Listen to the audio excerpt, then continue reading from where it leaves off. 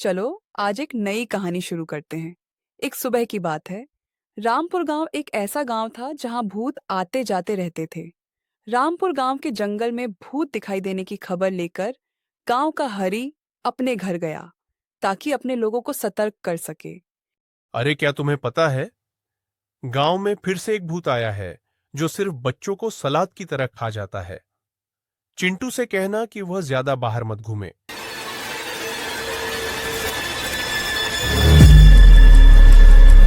अरे, दोपहर के 2 बजने को आए। अभी तक इस नलायक का कोई ठिकाना नहीं है। रोज तो भूख लगते ही दौड़ता चला आता है, लेकिन आज पता नहीं कौन सी दुनिया में मगन है। चिंटू के पापा गए तो थे, लेकिन अभी तक लौट कर नहीं आए। सब कुछ ठीक तो होगा ना? बस वो नालायक सही सलामत वापस घर आ जाए, फिर बताती हूँ मैं क्या चीज हूँ। अरे ओ पीछे से डराने वाले, जो कोई भी है जरा बाहर तो निकल। क्यों लुका छिपी खेल रहा है भाई? सामने आ जा, वरना मेरा तो सर दर्द होने लगा है तेरी ये आवाजें सुन के। मुझे घर पहुंचने की जल्दी है, दोपहर के खाने का टाइम हो गया है।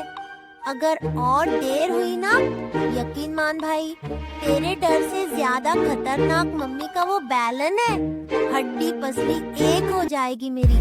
ठहर जा है बालक, अपनी मौत की तरफ इतनी तेजी से कहां भागा जा रहा है तू? क्या तुझे इस चुड़ैल के साए से डर नहीं लगता? बता। इधर दूसरी तरफ चिंटू के पापा हरी हांफते हुए भागते भागते और जोर जोर से चिंटू चिंटू चिल्लाते हुए पूरे गांव में उसे ढूंढ रहे थे।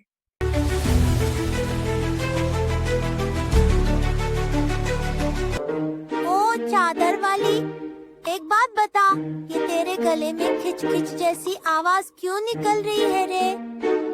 क्या तुझे सर्दी जुकाम हो गया है क्या? तुझे अंदाजा भी नहीं है कि तू किससे बात कर रहा है। एक बार जो मैंने अपना असली रूप दिखा दिया ना, तो तेरी ये फालतू की बातें तेरे गले में ही अटक जाएंगी। तू डरेगा और चीख चीख कर अपनी जान की भीख मांगेगा। हाँ देख लिया, आंखें ऐसी हैं जैसे 2 दिन से सोया नहीं है। और नाखून भाई, नेल कटर चाहिए तो बोल देता, इतना चिल्लाने की क्या जरूरत है? ओए चिंटू, सुना है तेरा गांव बहुत बड़ा है, मुझे भी जरा घुमा ला।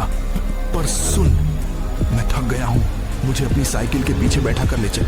है? साइकिल पे बैठा हूँ? अरे अपनी शक्ल देखी है क्या? इतनी भारी चादर ओढ़ रखी है तूने। मेरी साइकिल में तो पहले ही हवा कम है। गलती से अगर टायर पंचर हो गया ना, तो मेरे बापू मुझे बीच चौपाल में नंगा करके कूट देंगे। तू जैसा भी है, उड़ के आ या रेंग के आ, बस मेरे पीछे पीछे आ जा, मैं तुझे पूरा गांव घुमा दूंगा। अरे बहन, कहाँ भागती हुई जा रही हो? अरे क्या बताऊं भैया, सुबह से चिंटू नहीं मिल रहा है और उसके पापा भी उसे ढूंढने गए थे, लेकिन वो भी अभी तक वापस नहीं आए। मुझे तो अब डर भी लगने लगा है। अरे चलो चलो, हम भी आपकी मदद करेंगे।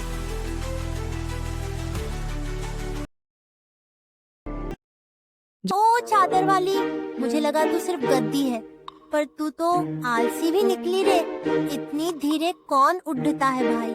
मेरी साइकिल की हवा कम है, फिर भी मैं तेरे से तेज हूँ। स्पीड बढ़ा। और हाँ, ये तेरा सस्ता वाला मेकअप देख के तो मेरे गांव के कुत्ते भी नहीं डरेंगे। इंसानों की तो बात ही छोड़ दे। लग रहा है तू रात को किसी सर्कस से भागी है। देख, रास्ते में कहीं पानी वानी मिले तो ये भूतिया मेकअप धो लेना। अरे सुना तूने? कलवा के पापा बोल रहे थे कि जंगल वाला भूत चिंटू को उठा के ले गया। इधर गांव की ये 3 महान औरतें बैठकर चिंटू के गाजर बनने की कहानियां सुना ही रही थी कि तभी पीछे से हमारे हीरो चिंटू की एंट्री हुई। चिंटू तो बड़े प्यार से चाचियों को नमस्ते कहने आया था, पर उसे क्या पता था कि उसके ठीक पीछे जंगल वाली भूतनी स्पेशल गेस्ट बनकर उड़ रही है। अरे ये लोग तेरा सस्ता मेकअप देखकर डर। अरे वो देखो, वो तो हमारा चिंटू है। बचाओ, कोई अरे बचाओ भाग मेरे बेटा लाल को। चिंटू, भाग चिंटू, भाग, वो तेरे तुझे पीछे खा भूत जाएगा। है। जल्दी रुक भाग मत, बेटा। जल्दी घर के अंदर भाग पर जा। हमारा चिंटू कहाँ किसी से डरने वाला था। उसने तो जैसे मौत को ही मजाक समझ रखा था। मम्मी पापा के लाख मना करने के बावजूद वो बिना डरे आराम से अपनी साइकिल खड़ी करके मम्मी के पास जा पहुंचा। चिंटू के चेहरे पर खौफ का नाम और निशान तक नहीं था।